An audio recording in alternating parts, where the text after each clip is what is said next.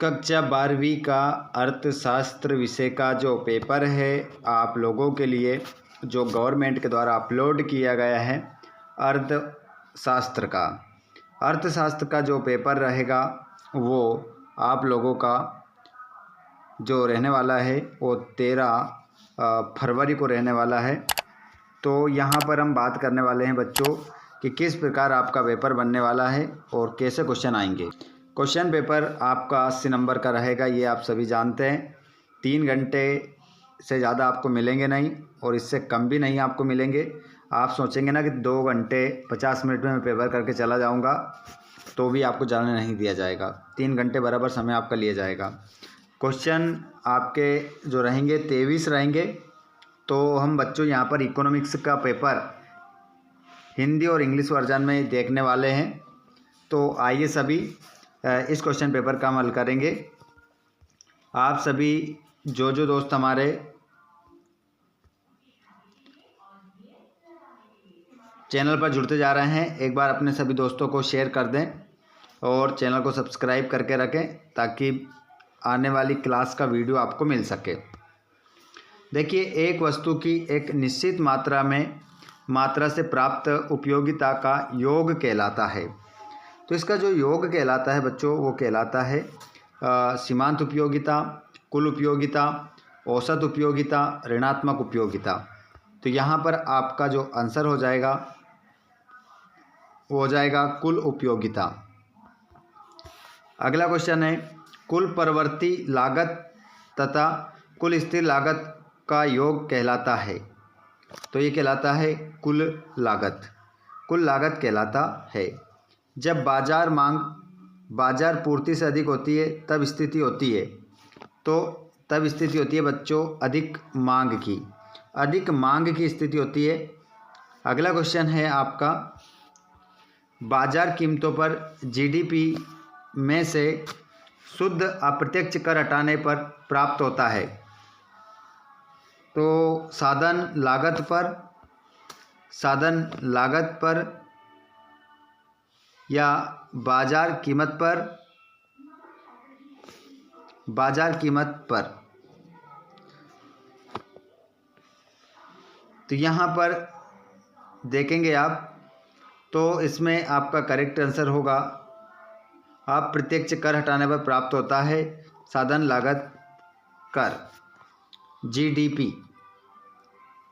अगला क्वेश्चन है आपका, मान लीजिए नगद कोष अनुपात CRR 20% है। तो 100 रुपये की जमाओं के पीछे हमारे बैंक को कितना रुपया नगद कोष में रखना होगा? 40, 20, 60, 80।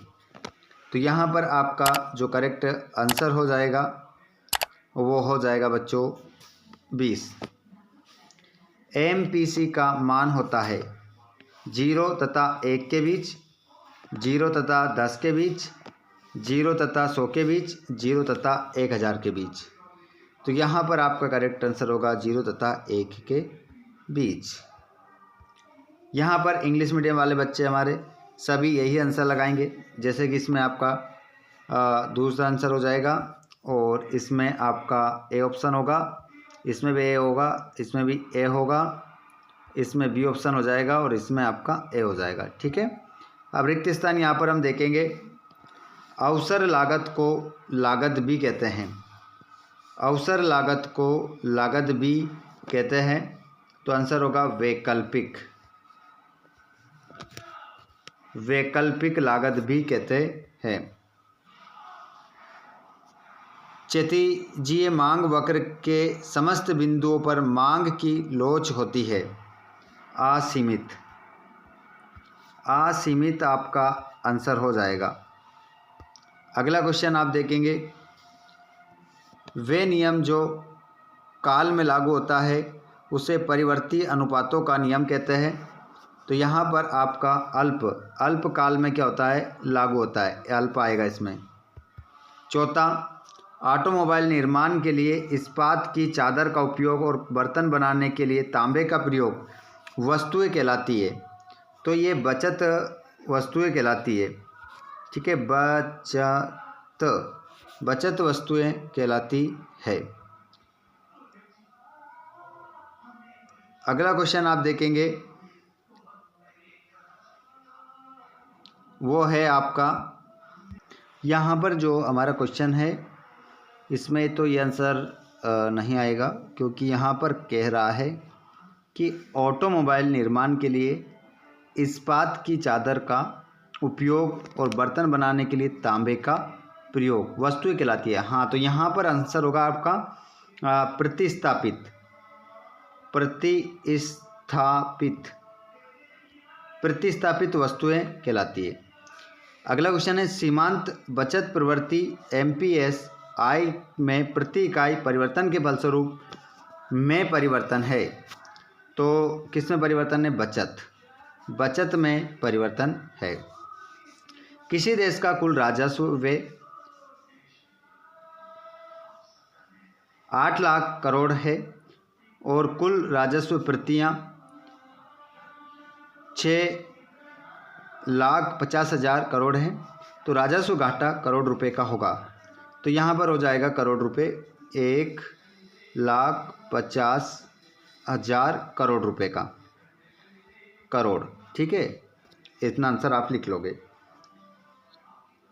उसके बाद हम बात करें तो यहाँ पर आप फिल इन द ब्लैंक्स देखेंगे इंग्लिश मीडियम वाले, और उसके बाद में यहाँ पर ट्रू फॉल्स हम देखेंगे। चाय तथा कॉफ़ी एक दूसरे के लिए स्थापना वस्तुएं हैं, तो इसका आंसर आपका सत्य हो जाएगा। सीमांत लागत वक्र यू आकार के होते हैं, सत्य। एक पूर्ण प्रतिस्पर्धी बाजार में फर्म कीमत स्वीकार होती है, सत्य। और औसत उपभोग प्रवृत्ति एपीएस बराबर S/Y होती है, सत्य। मान लीजिए सीमांत उपभोग प्रवृत्ति एमपीएस बराबर 0.8 है, तब सरकारी व्यय गुणक 1/1 - C बराबर 5 होगा, तो यह सत्य हो जाएगा। और किसी वर्ष भारत का निर्यात $150 मिलियन तथा आयात $240 मिलियन है, तो व्यापार संतुलन $390 मिलियन होगा। तो यहाँ पर आपका, सॉरी माफ़ कीजिएगा, ये भी आपका सत्य है। ठीक है, सही तो कह रहा है वो, ये भी सत्य है और ये वाला आपका सत्य हो जाएगा। ठीक है, यहाँ पर आगे हम बढ़ते हैं। ट्रू फॉल्स इंग्लिश मीडियम वाले देखेंगे। यहाँ पर ये आपका ट्रू है, ये भी ट्रू है, ये भी ट्रू, ये भी ट्रू, ये भी ट्रू, और ये है आपका फॉल्स। यहाँ पर आगे देखेंगे, सही जोड़ी बनाना है। उपयोगिता आवश्यकता को संतुष्ट करने की क्षमता।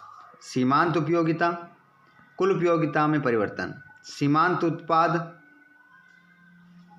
कौन TPL बटा कौन L।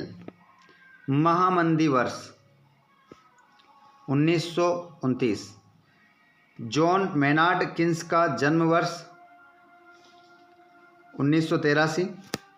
मुद्रा की पूर्ति, नकदी एवं बैंक जमाएं, कुल संप्राप्ति PXQ। इस प्रकार आपके आंसर हो जाएंगे। यहाँ पर मैच द फॉलोइंग, यहाँ पर इंग्लिश मीडियम वाले भी मिला लेंगे सेम। उसके बाद में यहाँ पर क्वेश्चन रहेंगे आपके साथ, इनका आंसर देना है। बजट सेट किसे कहते हैं? पूर्ति की लोच का सूत्र लिखिए, बाजार संतुलन का केवल चित्र बनाइए, और किसी देश का सकल राष्ट्रीय उत्पाद 5 लाख करोड़ है, तो उस वर्ष मूल्यह्रास 50,000 करोड़ है, तो शुद्ध राष्ट्रीय उत्पाद ज्ञात कीजिए। भारत में केंद्रीय बैंक का नाम लिखिए, और औसत बचत प्रवृत्ति क्या है? अवमूल्यन किसे कहते हैं? चलिए इन प्रश्नों के आंसर देखते हैं हम। पहला क्वेश्चन यहाँ पर आप देखेंगे, बजट सेट किसे कहते हैं? तो देखिए, बजट सेट एक आरेखीय निरूपण है जो किसी उपभोक्ता द्वारा अपनी आय और वस्तुओं की कीमतों के आधार पर खरीदी जा सकने वाली दो वस्तुओं के सभी संभावित संयोजनों को दर्शाता है। ये पहला हो गया आपका। यहाँ पर देखेंगे पूर्ति की लोच का सूत्र, आपूर्ति की गई मात्रा में प्रतिशत परिवर्तन और कीमतों में प्रतिशत परिवर्तन। क्वेश्चन नंबर आपका तीसरा, बाजार संतुलन का चित्र यहाँ टेक्स्ट आधारित उत्तर में नहीं बनाया जा सकता, तो इसका चित्र मैं आपको अलग से प्रस्तुत करूँगा।